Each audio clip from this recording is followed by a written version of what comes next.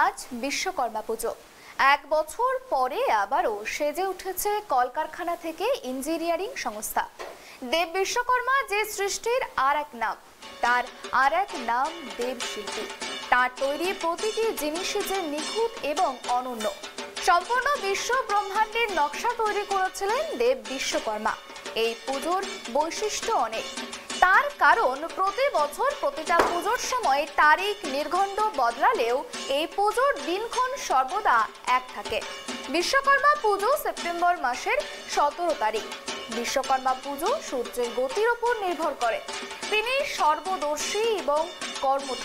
পুরাণ মতে দেবদেবীর আসন থেকে বিষ্ণুর সুদর্শন চক্র, মহাদেবের ত্রিশূল, দেবরাজ ইন্দ্রের বজ্র সর্ব অস্ত্রের স্রষ্টা তিনি।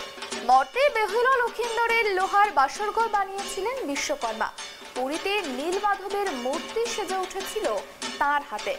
বিশ্বকর্মা পুজোর দিন শুধু লোহা কলকারখানা নয়, বরং কাঠের কারখানা কিংবা অন্যান্য অনেক জায়গায় দেবতার পুজো করা হয়। ঠিক সেই মতো উত্তরবঙ্গের জনপ্রিয় শিল্প প্রতিষ্ঠান কল্যাণী গ্রুপের কারখানার সঙ্গে সঙ্গে ট্রাইব টিভির রায়গঞ্জ এবং কলকাতা দপ্তরে ধুমধাম করে করা হলো বিশ্বকর্মা পুজো। খবরের ব্যস্ততার মধ্যেও পুরোহিত মহাশয়ের মন্ত্রোচ্চারণ ও পুজোয় এক অনন্য পরিবেশ তৈরি হয়েছিল। দপ্তরের সমস্ত কর্মী ও পরিবারের সদস্যরাও সামিল হয়েছিল বিশ্বকর্মার আরাধনায়।